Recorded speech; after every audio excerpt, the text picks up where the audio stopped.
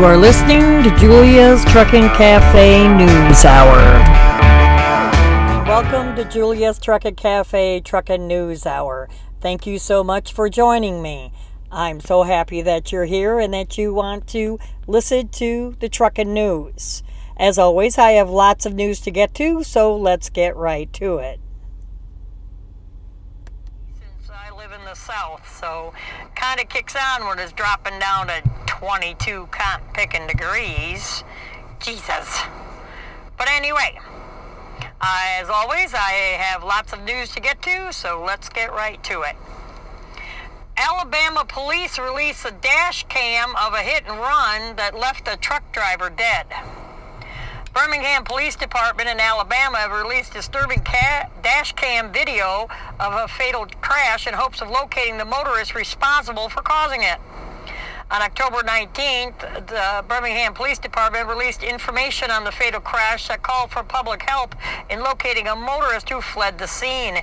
Police say that the crash occurred shortly after 5 p.m. during rush hour on October 6th at the I-59 North and South interchange. According to the police department, a white vehicle struck a small silver sedan. The silver sedan then catapulted into an 18-wheeler, causing the semi to strike a black SUV. The crash caused the semi to fall off of the ramp about 25 feet onto the I-59 20 northbound interchange below. The police department says that the truck driver, later identified as 59-year-old Charles Eugene Pierce Jr., was pronounced dead at the scene. One other person was transported to the hospital with non-life-threatening injuries. The driver of the white vehicle fled. The police department is asking for the public for assistance in locating this white vehicle.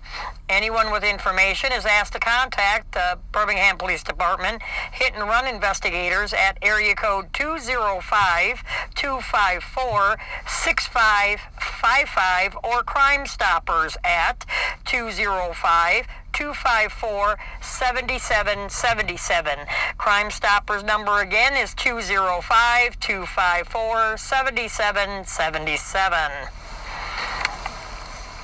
And up next, a truck driver injured by a rock thrown from a Pennsylvania overpass, second truck targeted in a week. Pennsylvania State Police are investigating at least 2 semi-trucks that were struck by objects thrown from overpasses in the same location in less than a week. Between October 15th at I-81, a rock-throwing incident, the Pennsylvania State Police say the 33-year-old FedEx truck driver was traveling north on Interstate 81 at exit 107 near Fraley Township when a large rock was thrown at his vehicle. The rock shattered the windshield. The truck driver suffered arm injury from the flying glass. Police say they believe the rock was thrown from an overpass. Anyone with information on that incident is asked to call the Jonestown Barracks at 717-865-2194. Reference incident number PA, as per Pennsylvania, 2020-146-1235. Again, that's Jonesboro Barracks at 717-865-2194. Reference incident number PA 2020-146-1235. And then another incident of a rock-throwing incident on Interstate 81 happened October 9th. Similar incident occurred less than a week before. Around 10:45, Pennsylvania state troopers were dispatched to northbound I-81 for reports of rocks being thrown. At least one semi-truck driver reported a broken windshield due to rock throwing. Police aren't sure how many people were involved in these incidences. So if you have any information, please write those numbers down and give them a call, rewind the show so you can go ahead and catch the numbers again. Now, in our next story, Florida troopers do have marked semis, and they absolutely use them for traffic enforcement. Photo of a marked Florida Highway Patrol big rig has been making the rounds and raising questions on social media over the last few weeks back in October. Orlando News recently reported that Florida Highway Patrol has been flooded with questions from the public after a photo of a marked semi-truck being used during a traffic stop resurfaced online. They have the blue lights and all. It's a Peterbilt with twin stacks, and they usually run it at bobtail. Florida Department of Highway Safety and Motor Vehicles responded to the hubbub on their social media pages by featuring a marked Florida Highway Patrol big rig performing a traffic stop.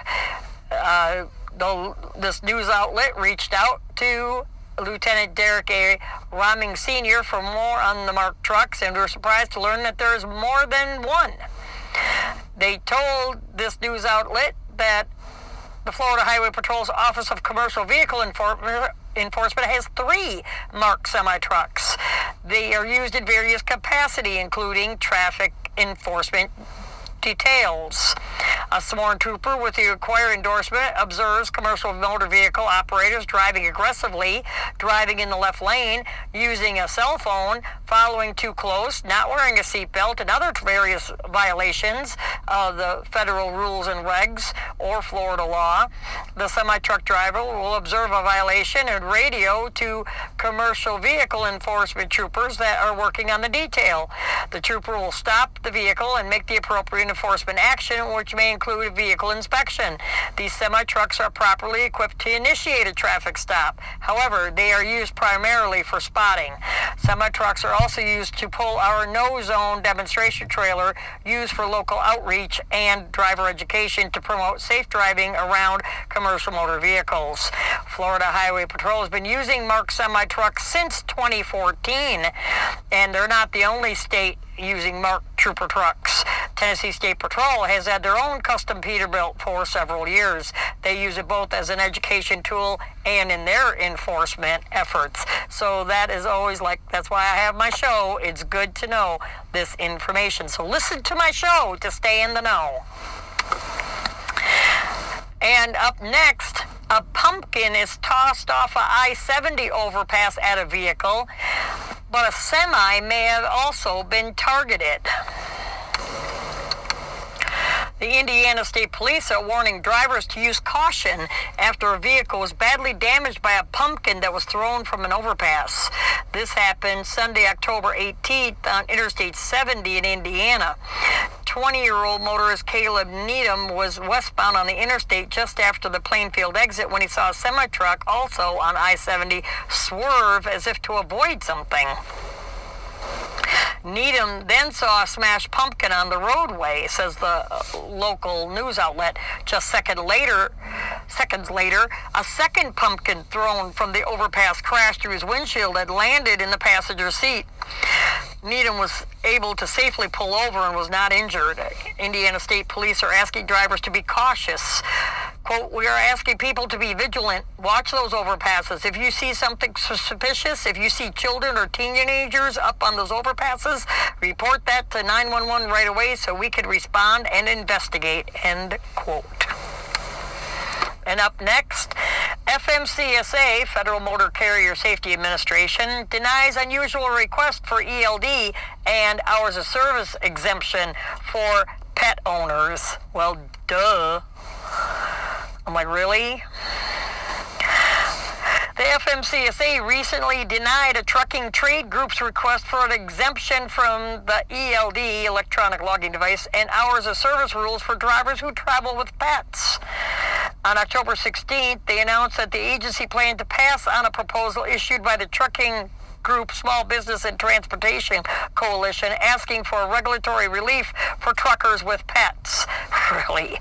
The petition was filed in March of 2020, asked the FMCSA to allow property carrying drivers with pets for exemption to allow them to use paper logs rather than ELDs. You know, that ain't gonna frickin' pass. I mean, what kind of a joke is that?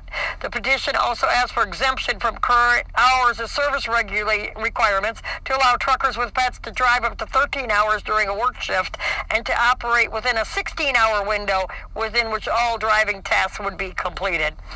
Because you have to stop every 3 to 4 hours to let their pet out. Well, I got a cat. I don't have to worry about doing that. Get yourself a cat. Though the Small Business Trucking Coalition pointed to several issues within the trucking industry as justification for the request for extra flexibility, one of the most pertinent arguments presented was the need to stop frequently to allow domestic animals to exercise or relieve themselves. They noted that 130 of the 165 public comments that they received were in favor of the proposal. However, 35 of the commenters who opposed the proposal included the American Trucking Association, of course, the Commercial Motor Vehicle Safety Alliance, and the Truckload Carriers Association, which are all bought and paid for, and they're all the government's in their back pockets. In their application, the Small Business Trucking Coalition requests that drivers traveling with pets be exempt from the ELD requirement and that they be allowed to extend the 14-hour period to 16 hours and the maximum allowed driving time from 11 to 13. If granted, the requested additional driving and on-duty time will expose drivers to a greater risk of fatigue, putting themselves and the public at risk. And the ELD exemption would make adherence to the hours of service rules much more difficult to verify. Of course, the hours of service framework is put in place to prevent this type of excessive driving that causes fatigue. Yeah, and all your safety coalitions too. Excuse me while I take a drink. Doing a lot of reading. From the Truckload Carriers Association, we appreciate the immense value these beloved family members bring to those drivers, and we see individual carriers' pet policy as a significant way for them to differentiate themselves and recruit talent, which may find that benefit attractive. However, while we are supportive of the driver's rights to have a pet in the truck, TCA opposes both exemptions requested by the coalition. Ultimately, the FMCSA found that the coalition's petition did not meet the regulatory standards for an exemption, and that the group proposed no countermeasures to ensure an equivalent or greater level of safety than would be achieved under compliance with the current rules. Like I said, they're just in all of the organization's back pocket. They're bought and paid for. And next up, a motorist is arrested after pointing gun at a cattle hauler. This motorist is now facing charges for making a terrorist threat, carrying a scene after driving through an Arizona visitor center. Police say that a truck driver may have already passed away before crashing off an Arizona interstate through a fence and into a building earlier in the week. The fatal incident occurred on the night of October 19th in Wilcox, Arizona. City officials in Wilcox say that a semi-truck driver was westbound on I-10 at mile marker 341 when, for unknown reasons, his vehicle veered off the right side of the interstate, drove through a fence, and traveled a quarter to half a mile through the desert before colliding with the Wilcox Visitor Center. Officials said that the truck struck the north side of the building with enough velocity that it drove through the entire visitor center and exited out the south side. After driving through the building, the truck dropped off a landing drop and veered right, eventually jackknifing to a stop in an Arizona Department of Public Safety parking lot. Well, that's awfully convenient. Officials say that the truck narrowly avoided striking officers inside the building and patrol units. Whatever. I'm sure he missed them by yards.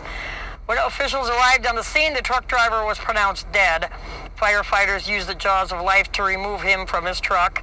Investigation into the incident was ongoing at the time. And in this article, an infamous bridge strike again for poor lost driver. Yet another semi has fallen victim to a railroad bridge in upstate New York. Semi-truck driver struck the 11-foot 6-inch railroad bridge on Young Street in Tonawanda, New York at around 6:45 on October 20th, making it somewhere around the 60th time the bridge has been struck since 2000. The empty semi-truck driven by 34-year-old Eddie D. Brown sustained major damage to the trailer, but no one was injured in the incident. Yeah, he topped that trailer and damn near ripped it completely off the damn chassis. Brown reportedly told police that he was lost on his way to Batavia when he accidentally struck the bridge. He has since been issued a summons for the incident. Truck traffic was prohibited along Yonge Street between Fremont Street and the Vietnam Veterans Highway on off-ramp since March, following 3 bridge crashes in 1 week. And a crime organization in this article is busted in Alabama after agents ID a semi-truck. The agents identified the semi-truck that the crime organization was using, and it was all over from there. 4 men have been arrested after an investigation into known drug trafficking. The bust happened October 16th at Birmingham, Alabama. Agents identified a semi-truck used by Lozano organization to traffic cocaine from Texas to Alabama and used this information to plan the operation. On the afternoon of October 16th, the truck and the pickup truck were observed at Carson Road in Birmingham. So agents followed both vehicles. Men were then observed unloading 8 pallets with hidden compartments from the rig to the pickup. Agents then followed the pickup truck before eventually pulling it over, where they discovered approximately 72 kilo size individually wrapped packages of suspected cocaine. Men were arrested, and one suspect admitted to buying a kilo of cocaine for $31,000 and selling it for $33,000, keeping $1,000 and then splitting the remaining cash with his workers. Men have been charged with possession with the intent to distribute and distribution of controlled substances. And in this story, suicide by truck, how it forever impacted a truck driver's life. In the blink of an eye, a driver's life was forever changed. It was a normal night for Jason Lane. He had just picked up a load and was headed to his delivery location. It was clear, cold night. At approximately 4 a.m., Lane was traveling along Route 10 in Kansas. He was used to driving nights. He had been on the same dedicated route for months. He liked driving nights when few cars were on the road. Lane said he knew there were a lot of deer in the area, so he was frequently doing a sweep of the area to keep an eye out for them. Not too far ahead, he saw a passenger vehicle and a police officer. He recalls the police car suddenly hitting his brakes, swerving to the right, and pulling onto the shoulder of the road. Not wanting to quote-unquote buzz the officer, Lane, who was in the right lane, moved into the left lane. That's when he saw why the officer suddenly pulled onto the shoulder. A man was lying in the roadway. Lane frantically steered to the left, hitting the shoulder, but the impact couldn't be avoided. But my headlights were on. As I got closer, I saw the man lying on the ground on the road, and he was looking at me. I could still see his eyes, end quote. Lane recalls his feelings that night. It was traumatizing. This was somebody's brother, uncle, son. My first thought was, I'm going to jail for the rest of my life and I'll never see my family again. He remained at the scene. A police investigation found that Lane was not at fault for any crime and he was free to go. But the incident was far from over for Lane. He would struggle with the event of that night for months to come and is still struggling with it today, 2 years later. Lane, who always loved driving at night, couldn't drive nights for months. He struggled with sleep. He was anxious every time he saw someone walking on the side of the road. Quote, I think about it every time I see someone walking on the side of the road. I wonder, is this person suicidal?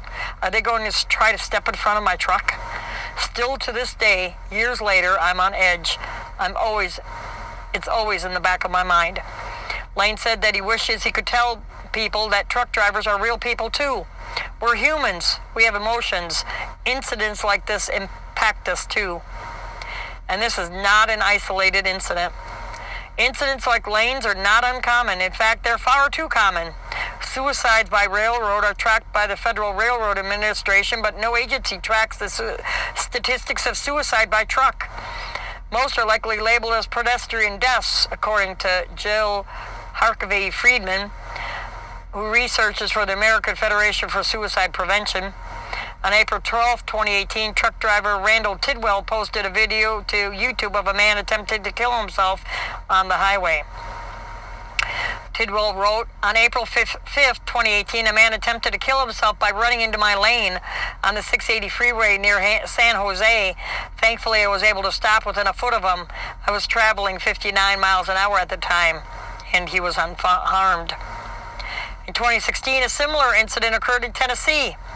YouTuber Run Hard Get Paid created a video describing his encounter with a woman who tried to kill herself by running out in the front of his truck. On July 15, 2020, a Michigan man intentionally drove his vehicle into a truck in an attempt to commit suicide. The unmanned name reportedly accelerated his 2000 gray Pontiac Bonneville through a parking lot at a high rate of speed and drove his vehicle into a parked 2004 Kenworth. Fortunately, the truck was unoccupied at the time. The man had to be extracted from his car. The man also told first responders that he was trying to kill himself. He was taken to the hospital for treatment of his injuries, where he later died. Impact on the drivers. Over the years, this news outlet has spoken with drivers privately about the effects of suicide by truck. One driver told him he was so traumatized that he could never drive again. Post-traumatic stress disorder is a condition that's triggered by a terrifying or traumatic event, either experiencing it or witnessing it. Symptoms sometimes include flashbacks, nightmares, severe anxiety, and uncontrollable thoughts about the event. Most people who go through traumatic events may have temporary difficulty adjusting and coping, but with time and good self-care, they usually get better. If the symptoms get worse, they may last even for months or years and interfere with your day-to-day functioning. You may have PTSD, according to the Mayo Clinic. Therapy and medication can also help reduce the symptoms of PTSD. Drivers who think they may have it are urged to seek treatment. There is help, and you do not have to go through this alone. If you or someone who you know has suicidal thoughts, get help right away through one or more of these resources. Reach out to a close friend or loved one. Contact a minister, spiritual leader, or someone in your faith community. Call suicide hotline number. In the U.S., the number is 1-800-273-TALK or 1-800-273-8255. Make an appointment with your doctor or a mental health professional. And the driver's name in this story was changed to protect his identity. Up next, a $460,000 settlement after a truck driver took a 42-ton truck over a 14-ton bridge, causing it to collapse. An insurance company has agreed to pay out hundreds of thousands of dollars following the collapse of a historic bridge in North Dakota that happened in 2019. I remember reporting on this. An insurance company representing Larimore, North Dakota-based trucking company has agreed to pay out $460,000 after the collapse of a 114-year-old bridge. The bridge collapse occurred on July 22nd, 2019 in Northwood, North Dakota. Grand Forks County Sheriff's Department also made description of it, and he tried to cross it, and it was just over 42 ton, and then it was loaded with 49,820 pounds of dry beans.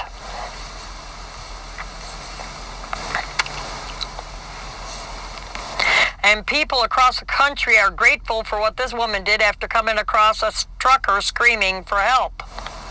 A North Carolina woman was receiving thanks from truckers across the nation for her quick reaction to save a trapped truck driver following a crash. On October 19th, a Facebook user shared an instantly viral story about how she took action to save a trapped truck driver after coming upon a crash site. This happened October 19th at 7:30 in the morning on I-95 southbound near Rocky Mount, North Carolina, when a Kia Optima attempted to pass an SUV but sideswiped a semi-truck, causing it to overturn in the median. Everyone survived the crash, but this Jenny found herself in a situation where she had to act as everyone else stood back and filmed the crash instead of coming to the aid of the truck driver in distress. And I will let you read what she wrote here. which will be in the show notes at juliastruckandcafe.com. It's quite lengthy, and I don't want this show. I have like over 40 articles to talk about in this show, and at this article, I'm already at halfway through, like at the 30-minute mark already, so this is going to probably run over an hour by the time I get all these articles talked about. Like I said, I'm always trying to play catch-up. And, Wyoming DOT starts work to bring hundreds of parking spaces to an interstate that truckers hate. And they already had snow last week. The first week of November, second week of November, something like that, because I'm recording this on the middle of November, so it was the week prior, and he already had to shut down Interstate 80. But anyway, back to the article. Wyoming Department of Transportation announced that work will begin this week on a multi-year project to increase truck parking along an interstate that is frequently closed due to weather. On October 20th, they announced that work will begin on I80 Winter Freight Project. $20 million project is scheduled to be completed in October of 2022. If weather conditions are poor on I-80 and I-80 is closed, the new truck parking will provide additional options for drivers to park safely while they wait for conditions to improve. The project will add about 100 new truck parking spaces to Fort Steele rest area, about 7 miles east of Sinclair, around the mile marker 228, and to the Cooley Dome truck parking area 20 miles west of Laramie, around mile marker 290. The Fort Steele rest area was one of 10 rest areas closed statewide in June as a part of an effort to cut costs. The rest area will remain closed until the project is completed, at which time will reopen for public use. Truckers are asked to avoid parking on the on-off ramps of the interstate as it will slow construction. The DOT is also at work adding truck climbing lanes to semi-truck climbing lanes to 2-mile stretch of 80 east of over Hellick Ridge, 8 miles west of Elk Mountain, and about 2 miles of I-80 westbound between Cooper Cove and Cooley Dome near the Albany County line. That 100 spaces is going to fill up fast, I'm telling you. Y'all need to start watching the weather, and when you don't think it's safe, park it. Because like now, I have a load, the load's ready, and I'm picking it up first thing in the morning. You know, I'm getting too old to be driving all night long when they decide to get the load ready at 5, 6, 7 o'clock at night. No, that's okay. I have plenty of time to run the load and make my appointment on time for delivery. So I'll run it, get up early in the morning and run it all day and be there in plenty of, almost a day early. And in this article, this is a good one, is what medications could cost you your CDL. The U.S. Department of Transportation requires truck drivers to take pre-employment drug tests that screen for the following substances, which we should know: marijuana, cocaine, amphetamines, methamphetamines, opioids, codeine, morphine, heroin, hydrocodone, oxycodone, and PCP. If you test positive for any of the drugs listed above, you could be disqualified from having a CDL. It's important to note that even though marijuana use has been legalized in many states, it remains illegal on a federal level. Medications that could cost you your CDL. Medications that are never allowed are as follows, even with a waiver: methadone, medical marijuana, CBD products that contain THC, kratom, and any anti-seizure medication. If you're an epileptic, you can't have a CDL. Common medications that pose potential problems that could be approved on a case-by-case basis: Xanax, Adderall, Norco, Klonopin, oxycodone, tramadol, Lunesta, Ambien, Flexeril, Paxil, Imitraz, Zonisamide, Lorazepam, and Provigil. To view the full list of Schedule I drugs, you could click on the link that I'll have on the home page, announcements page. So, medical marijuana you cannot take while you have a CDL. It is illegal federally. I don't care if you live in Colorado or Florida. It is illegal federally. And this next article, a family of a trucker who died in a fiery crash is suing the carrier over faulty equipment. Family of a truck driver who was killed in a fiery accident near Beaumont, Texas, in September was filed a wrongful death lawsuit against the carrier he worked for, stating the carrier failed to properly maintain the equipment and didn't give its drivers appropriate brakes. Approximately 4:47 a.m. on October 10th, Jose Flores was driving an I-10 when his truck rolled over and burst into flames. Flores was killed in the fire that engulfed the cab. The lawsuit claims hazardous chemicals being hauled by the truck began leaking. The cab then burst into flames, trapping him in the fire. Tragically, despite an off-duty Beaumont police officer's attempts to free him, he was unable to be rescued from the fire and lost his life at the scene. The suit states that the trucking company failed to monitor, repair, and or maintain the brake system and didn't replace hazardous parts and or materials on the truck and or trailer. The suit goes on to state that the trucking company didn't give Flores appropriate brakes and required him to work 7 or more days in a row, leaving Flores fatigued and overworked. I work 7 days a week. I work 70 hours a week. I still take my 10-hour breaks. You know, but if he's a local driver, it's different. Mr. Flores was overworked and fatigued at the time of the accident, says the law firm.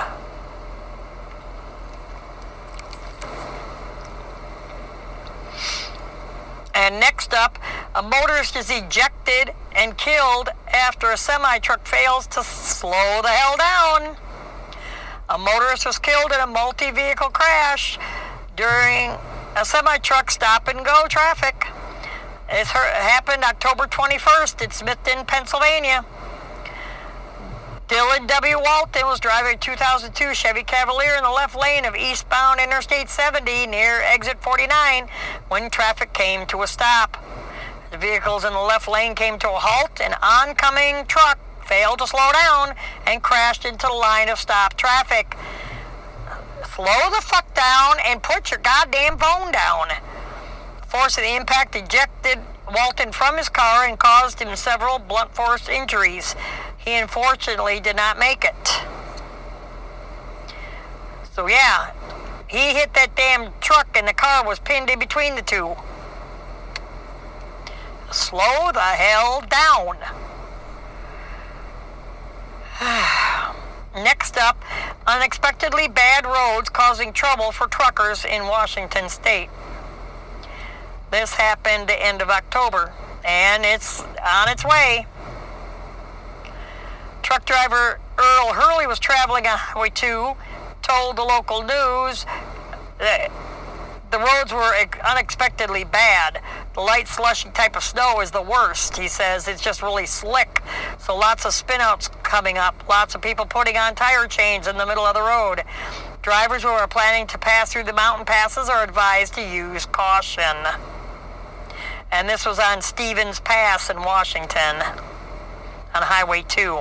I just stay off the local roads and stay on the interstates because I know that the local roads they get plowed last. The plows always run up and down the bridges and then the on and off ramps and then the interstates. And next up, a stolen rig reappears at a local bar. Here we go. A tractor stolen from Tyson Foods reappeared at a bar nearly 50 miles away in Tennessee. Tractor was stolen in Union City, Tennessee, and was found northwest of Paris, Tennessee on October 20th. The Henry County Sheriff's Sergeant says he responded to a call about a man who was a parked semi in a bar parking lot and seemed like he was on some drugs. According to the report, the man had pulled the truck into the parking lot of the bar about 8:30. He walked into the bar, ordered some food and a drink, and then left the establishment on foot. He followed the suspect from the bar to the Henry Farmers Co-op parking lot where he noticed that the gate had been broken into. After speaking to employees at the co-op, he discovered that a pickup truck had been stolen from the lot, likely by the same guy who had stole the semi. The sergeant was unable to apprehend the suspect, so an alert was issued for the pickup truck in surrounding Tennessee and Kentucky counties.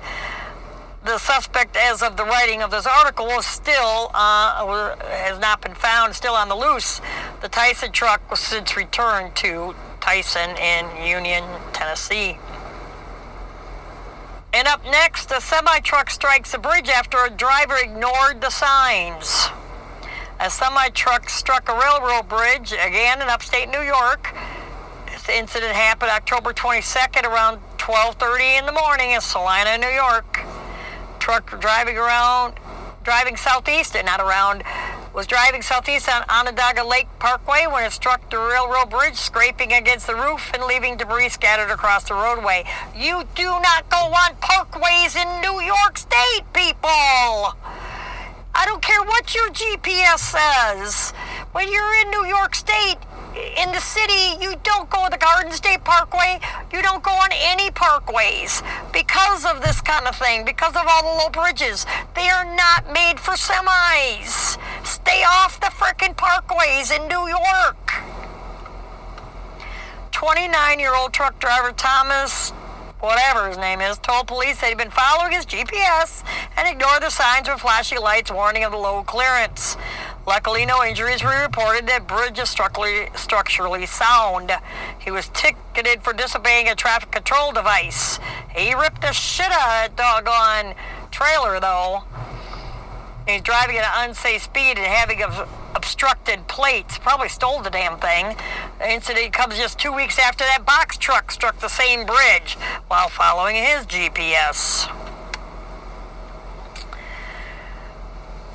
In end of October, drivers are urged to stay off of I80 in Montana following multiple semi-truck accidents at that time. They're being asked to avoid portions of Interstate 90 in Montana in both directions. So like I said again, weather is changing constantly. So you always have to keep an eye on the weather. Download the Weather Channel app, Weather Nation app, Weather Bug app. Those are all good apps to download. And in this story, if you remember, I reported back in August on Christine Summers in Alabama that was murdered outside of her truck on the side of the interstate in Birmingham, Alabama. Well, the man accused of murdering her said Trump made him do it. Well, that's a likely excuse.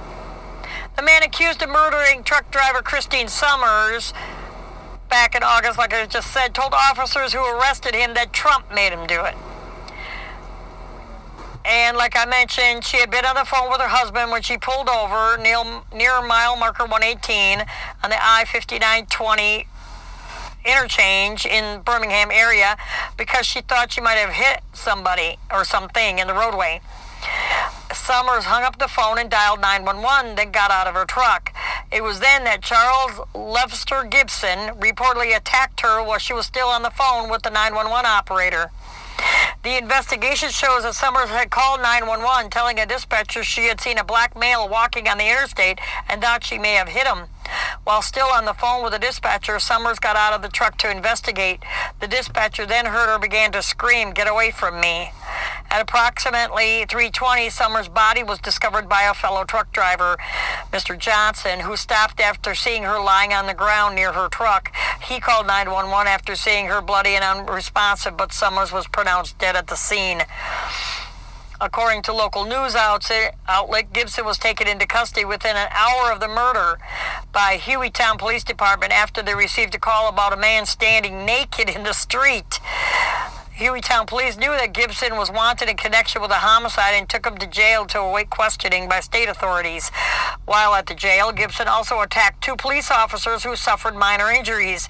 He had been issued 2 charges of aggravated assault against a police officer in addition to the murder charge. He's been housed at the Jefferson County Jail since August. He's being held on a $1.575 million bond, $1.5 million. A preliminary hearing for Gibson was held back in October. Gibson was not in the courtroom during the hearing. Presiding Judge David Carpenter told the court that Gibson, who had previously attacked 2 police officers and had assaulted a jailer, was too unstable and dangerous to himself and others to appear in court. Arresting officers said Gibson seemed to be very disgruntled with our race. He felt we were there to hurt him and called them white MFers and said he wanted to kill us. So yeah, he's definitely screwed up on something. And now let's take a short This episode of Julia's Truck Cafe is brought to you by My Patriot Supply. As truck drivers, we all know what it's like to be at a shipper's or receiver's and have to wait to be loaded for hours on end. Am I right? Especially produce coolers and paper mills. That's why you need to be prepared with extra food in your truck, especially with the bad weather coming in, like it is over here in Kansas, up in the Dakotas and Minnesota. 90 was shut down, Interstate 94 was shut down, along with 29. What are you going to do if there's no food and a truck stop was without power? That's why you need to stay prepared with My Patriot Supply. Now, it's not what you're thinking. My Patriot Supply is delicious emergency food. They have food kits that are good up to 25 years. They come in a slimline tote that you can easily store in your food pantry or under your bunk. I can speak from experience. After living through Hurricane Katrina, we were without power for 10 days, me, my mother, and son, and I. If it weren't for the MREs that were flown into us, we wouldn't have any food. There was 4 60-foot pine trees that broke in half during that storm and crossed my driveway and landlocked me in.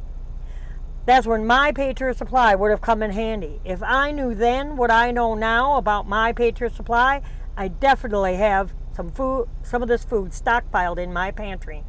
Now, for a limited time, you could get a 1-week supply of food in a handy and neat-looking ammo can, like you see here, for just $39. Look at all that food you get. It's a week's worth of breakfast, lunch, and dinners, just for $39. How do you get it? Where do you go, do you ask? Well, I'll tell you. Just go to my website at juliastruckcafe.com, click on the Emergency Food Supply tab, scroll down and click on any of the images to find out more information and get yours today. They even offer gluten-free food for under $100. Winter weather is here. What would you do if the interstate was shut down, just like I was talking about? You need to get My Patriot Supply and get it today. To the news. Thank you for joining us. In this article, a truck hauls home over makeshift bridge made of hay bales and tires. You won't believe this. It's truly unbelievable that a truck hauling a mobile home made it across a makeshift bridge of hay bales, tires, logs, and plywood. But he does. So I'll let you view that video in this article in the show notes. That'll be under episode 105.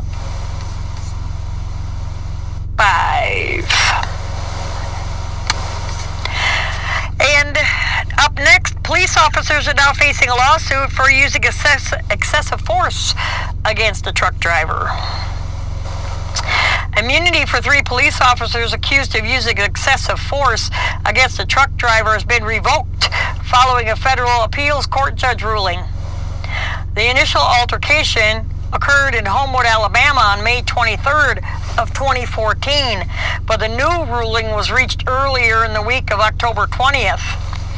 According to the local news, truck driver Moses Stryker was making a late-night delivery to a Walmart when a woman blocked his truck with her vehicle and accused him of damaging her car.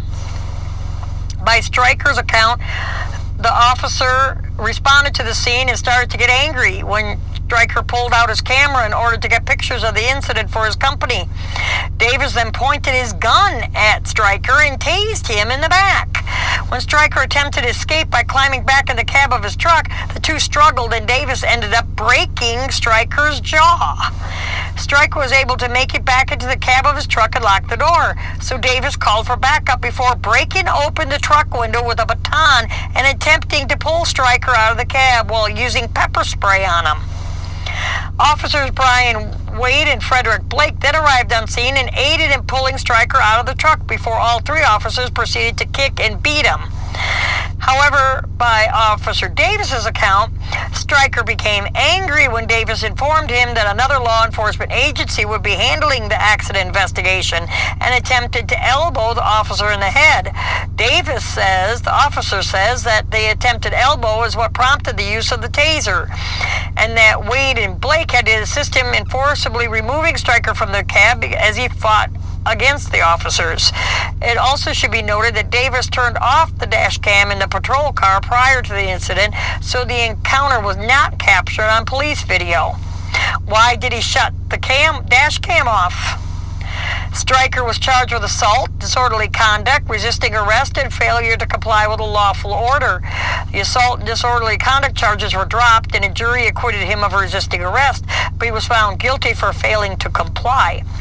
Stryker then sued the city of Homewood for the unfortunate encounter. Initially, a district court judge dismissed the case on the grounds that police officers had qualified immunity, which protects them from being sued for doing their job.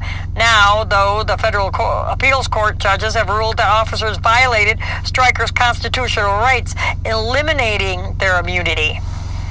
Moser Stryker was tased, beaten, and left with a broken jaw after a routine accident investigation by the city of Homewood spiraled out of control, said the judges of the 11th U.S. Circuit Court of Appeals.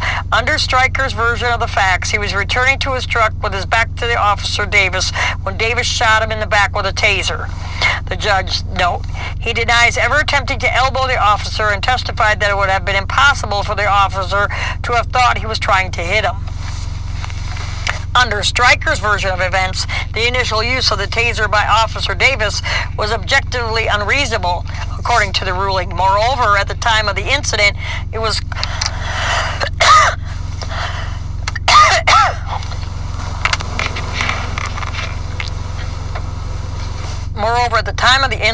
clearly established that using violent force generally and a taser specifically on a complaint, non-aggressive, non-threatening misdemeanor violates the Fourth Amendment.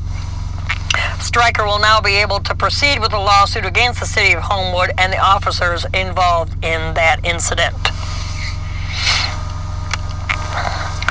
Police ticket 32 drivers for using phones to record fatal 3 semi-truck crash. 32 people were ticketed for using their cell phones to take pictures. And excuse the AP just went on. Of videos of a 3-truck crash that claimed the life of a truck driver, October 23rd. Distracted drivers weren't ticketed at the scene. Instead, police took down the driver's license plates and are mailing out the tickets. The 3-truck crash occurred at the intersection of Circle Drive and College Drive in Saskatoon, Saskatchewan on the 20th of October, roughly. The crash claimed the life of a 51-year-old truck driver. Another truck driver was taken to a hospital with minor injuries. The 3rd truck driver was not injured. And in this article, a young truck driver was found deceased in his truck at a Walmart parking lot. A truck driver in his 30s was found deceased in his truck at a Peoria, Illinois Walmart. According to local news outlet, authorities were called to the Walmart on Allen Road late Tuesday night. When they arrived, they found the unidentified male deceased in his truck. The driver's death is being investigated and an autopsy is being performed to determine the cause of his death. However, they said they do not suspect foul play. No details on the driver's identity was released. And the virus claims yet another truck show scheduled for 2021. Officials have already canceled the 2021 work truck show amid concerns surrounding a persistent virus. The Association for the Work Truck Industry has chosen to cancel the show, originally scheduled for early March, believing the in-person event in Indianapolis would not be feasible for 2021 because of the virus. Although there are currently no plans for a virtual replacement to the event, the next Work Truck Week is expected to return to Indianapolis March 8th through the 11th in 2022. I will let you read the rest. That's kind of a lengthy article. I'll let you read the rest of it. And up next, a suspect in a fatal double shooting at a truck stop is indicted on murder charges. A man allegedly responsible for a deadly double shooting at a truck stop in Florida has been indicted on first-degree murder charges. State Attorney's Office announced the indictment on Thursday, October 22nd, but the incident occurred on December 19, 2019 at the Pilot in Baldwin, Florida. According to the local news, Mr. Edwards is also facing attempted first-degree murder charges, armed robbery, and 3 counts of attempted first-degree murder on a law enforcement officer. Good Lord. Mr. Edwards is said to have shot 2 of his co-workers, killing 1 and seriously injuring the second, before fleeing the scene in his truck and eventually exchanging fire with police. The shootout left Edwards seriously injured, and he was hospitalized for more than a month before he was transferred to the county jail, where he's currently being held without bond. I would have let the sucker... I wouldn't have hospitalized him, let's just put it that way. That's just me. And in this story, a largest American flag in Washington State flies proudly at a truck stop. Cherie's truck stop at Thorpe, Washington is patriotically showing off the largest American flag in the state at their newest location. The massive flag was installed on site earlier in the week of October 23rd. It weighs 150 pounds, is 40 foot by 80 foot square, and the flagpole is 150 feet tall. Cherie has 2 businesses along I-90 in George, where its newest location in Thorpe, just west of Ellensburg. Cherie's truck stop is owned by Sanjay Saini and his wife Ekta. The couple immigrated from India to America in '99 and founded Cherie Investments in 2005. The truck stop is named after their daughter, Cherie Sayani. The massive flag is a symbol of our gratefulness to the United States of America, said Cherie in a Facebook post. This flag will remain here as a symbol of our family's appreciation to America, even long after my family will be gone. Family was informed that the American flag they were installing was the biggest in Washington State and also one of the biggest in the country. This flag is our salute to America. This flag is our way to say thanks to America and take pride in being American citizens.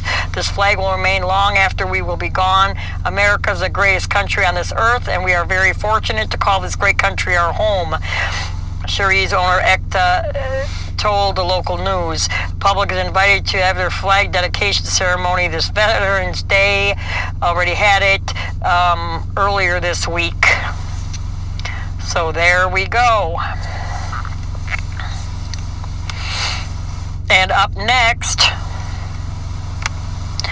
a proposed land rezoning for truck stop receives backlash from the local residents, of course, but yet y'all want to go to the stores and buy your stuff. Residents in Park City, Kansas voiced their opinions earlier in the end of October in opposition to a truck stop being built in their neighborhood. Approximately 30 people attended the Park City Planning Commission meeting to urge the city to halt the proposed rezoning of land for a new truck stop. A representative of the landowners requested a change in zoning from commercial to industrial.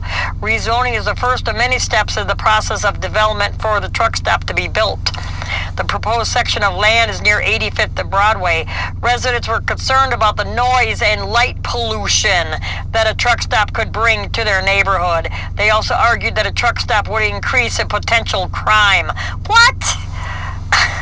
The neighborhood association not opposed to truck stops, but is opposed to the actual rezoning of the land right next to our housing addition. And a building of a truck stop at that location or a truck stop being built next to any housing addition for that matter, said Charlie Davison to the local news. The Saddlebrook Neighborhood Association. Oh, so a bunch of uppities. Well, we don't want a truck stop in our neighborhood, but yet you want to go to all the stores to buy your crap, but you don't want us to park any damn where. After hours of comments from residents, the Park City Planning Commission voted to postpone voting on the decision. Wow. You know, we know who funds everything. And in this article, a New Jersey town plans to ban jake brakes and proposes fines and jail time for violators. A law proposing the ban of jailbreaks on local streets in New Jersey is expected to pass. Steep hills that run throughout the north and west end of the borough and a concentrated area of truck traffic near a local quarry has made the brake noise an issue to local residents. The council is scheduled to vote on the brake law, and signs were already posted on 2 roads near the quarry to alert drivers of the pending ban. Law passes, drivers who are first-time violators could face a fine of $150 and up to 10 days in jail. Oh my God. What the hell is this country coming to? Oh, we're not talking politics, but anyway. Excuse me. And in this article, Georgia police use laser technology to nab tailgating truckers. The Georgia Department of Public Safety posts say they use laser technology to nab a tailgating trucker. Region 6 conducted a stop the threat detail on I-75, caught a commercial driver 3 seconds from the rear of a passenger car. From the image, you could see that the car was traveling at 69 miles per hour and the truck was traveling at 70. What the LiDAR doesn't show is how long the truck was behind the car or if the car moved into the truck's lane. The LiDAR image doesn't tell the whole story. Truck drivers on the trucker feed were split on who was at fault. How long was he there? Did the car pull in that close on him? Looks like only a partial story is being told here. And then how do you know the four-wheeler wasn't brake checking him? Common practice these days. Another person wrote. Somebody else wrote, I just hope they tossed out his license for that.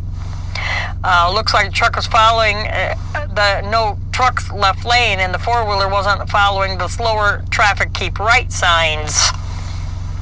There you go. And she also looks like she's drinking something too on the picture. She has a cup in her hand and is drinking something.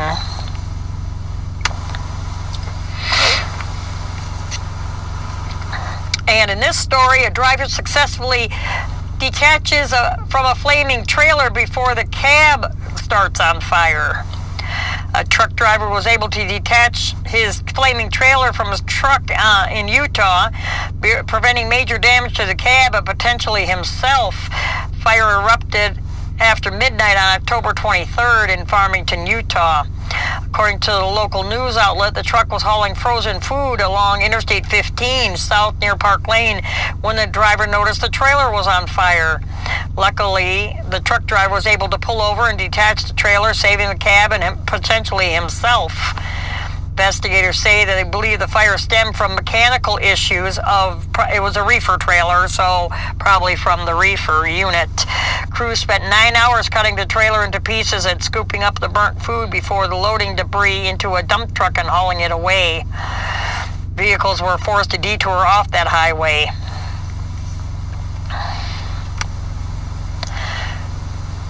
And in this story, drowsing driving resulted in a fatal head-on collision between a big rig and a car. A woman was killed earlier in the week after being struck head-on by a drowsy truck driver. The accident happened on Wednesday, October 21st, northwest of Du Bois, Wyoming. According to Wyoming State Patrol, a semi-truck was heading eastbound on Highway 26-287 near mile marker 29.7 when the driver apparently fell asleep. The truck then crossed the center line and collided with an oncoming vehicle. Collision killed 62-year-old Joanne Meeker and uninjured the unnamed truck driver, though the extent of the truck driver's injuries are unclear. And here's yet another reason, or another lesson, I should say, on the importance of avoiding a trucker's blind spots. A semi-truck overturned after colliding with another vehicle in an unfortunate merging situation. This happened October 22nd west of Lakeland, Florida. According to the local news outlet, the semi-truck was heading east on Interstate 4 exit ramp, preparing to enter the Polk Parkway from the outside lane as another vehicle traveling in the inside lane. As the semi-truck merged into the inside lane, it collided with this other vehicle. The force of the impact sent the rig crashing into a barrier wall before it flipped onto its side, landing on the grassy shoulder of the roadway. Luckily, no one sustained any injuries in the incident, but this accident serves as yet another reminder to be aware of semis' blind spots, lest you end up in a situation like this one. And like I was talking about, winter weather brings a major pileup at the Wyoming-Nebraska border. This happened at the end of October already. Winter storm rolling through Wyoming over the weekend, bringing with it one of the season's first major pileups on Interstate 80. A crash was reported on westbound on I80 between Cheyenne and the Wyoming-Nebraska border. According to postings from motorists on the scene, Wyoming Road and Weather Condition Report updates, the pileup involved approximately 10 semi-trucks and 5 passenger cars. It isn't clear whether there were any injuries or not. Hundreds of miles of interstate in Wyoming and Nebraska were closed for hours during that weekend.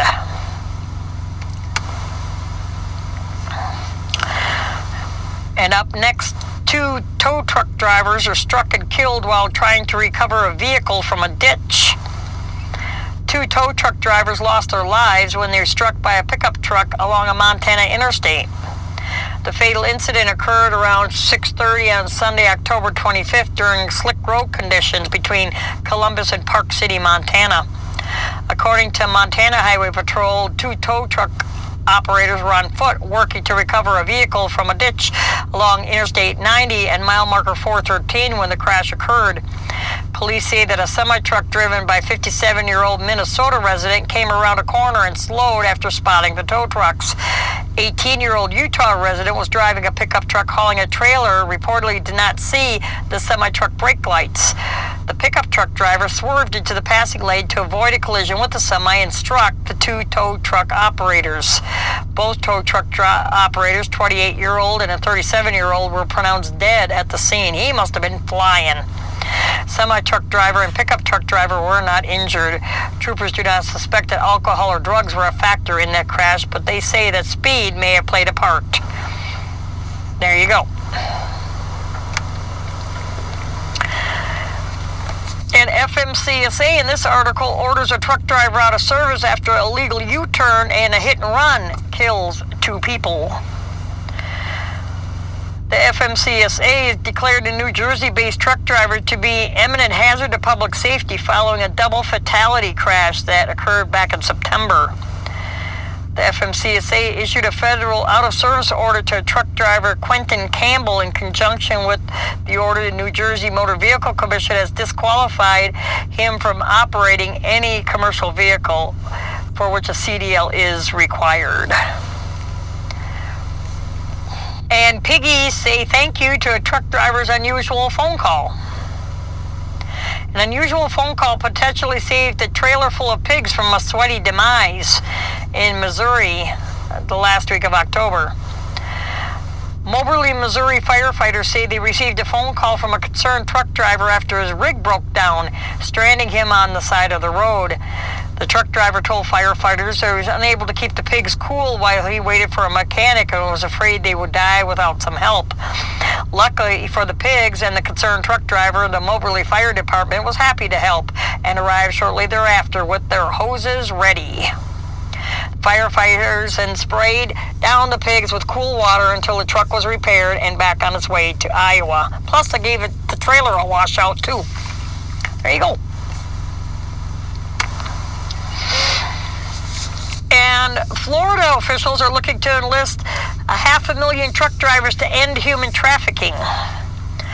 Florida Department of Highway Safety and Motor Vehicles and Florida Attorney General Ashley Moody have teamed up to enlist 500,000 truckers in their fight against human trafficking. The Highway Heroes campaign was launched October 26th and plans to partner with an extensive network of truckers who will help in identifying and reporting suspected human trafficking.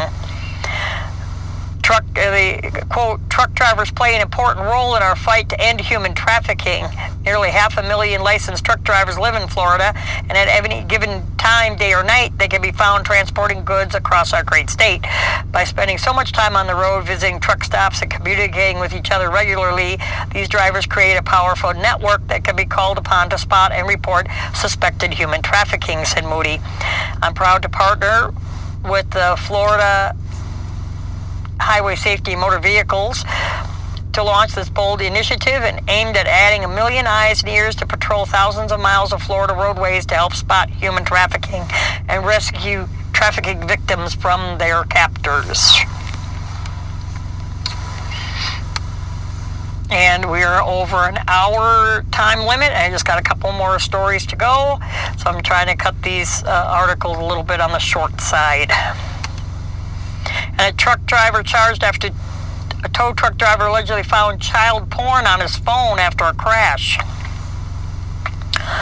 The crash occurred October 24th on I-70 in Sevier County, Utah, and the driver is facing multiple felony charges after allegedly led to the discovery of exploitative images on his phone. According to a report from the local news outlet, Indiana-based truck driver John Ellsworth, 60 years old, rolled his truck after hitting a rock while traveling on I-70 near mile marker 70. Oh, Jesus. While on the scene, the driver, Ellsworth, seemed difficult and unsettled. He refused to sit inside my patrol car with the heater and did not want to sit down despite stating that he was injured and had pain in his leg. Police said that Ellsworth tried to look for his phone, then asked an officer to look for his phone. The deputy was unable to locate it. After Ellsworth was taken to the hospital for treatment, a tow truck driver helping to recover the crashed truck found the lost phone covered in oil. After wiping it off, the tow truck driver turned it on to see if it would work. After pushing the power button, the tow truck driver said that the phone opened to a gallery of graphic images. The tow truck driver handed the phone over to the police. The phone was opened to a gallery and a large amount of small pictures were displayed on the screen. All of these pictures appeared to be pornographic, and some contained nude children with adults performing sex acts on them. It's called child sex trafficking. Ellsworth was arrested at the hospital following the discovery of these images on his phone. He faces 3 second-degree felony charges of alleged sexual exploitation of a minor. Yep, it's out there, people. It's out there. And lastly, in this article for this episode, troopers say a truck driver heard Amber Alert helped to get 2 abducted children home safe. See, so not everybody is bad. The Oklahoma Highway Patrol said that an alert truck driver was the one who sounded the alarm and helped to end a dangerous situation involving 2 missing girls over the weekend. Saturday, October 24th, law enforcement in Kansas issued an Amber Alert for 2 missing children, Nora Jackson, 7, and Avon Jackson, 3. The alert was issued shortly after 911 called. The call led police to a homicide scene at a residence at Leavenworth, Kansas. Officers discovered 2 deceased juvenile males in the home and discovered that 2 girls had gone missing with their father, Donnie Jackson, 40. After the Amber Alert went out for a black 2008 Honda Accord with Kansas tag, the Oklahoma Highway Patrol reported they received a call from a truck driver who had spotted the vehicle traveling westbound on I-40 in Oklahoma. An Oklahoma Cooperation Commission motor carrier officer was at exit 7 and spotted the Honda. After the officer activated his emergency lights, Jackson pulled the Honda over at exit 5 and was taken into police custody without further incident and the troopers were found safe in the vehicle. I greatly appreciate each and every one of you who tune in to listen to me each week here on the cafe. If you wouldn't mind, please subscribe using the link below, or on CloudHub, please subscribe at the top of the page. I greatly appreciate each and every one of you tuning in. As I said, please, if you wouldn't mind, stop in if you're on Facebook and give us a like on Facebook. Also join our discussion group at Julia's Truck Cafe Regulars. And if you wouldn't mind, subscribing to our newsletter at juliastruckatcafe.com/newsletter. So thank you so much for tuning in, and until next time.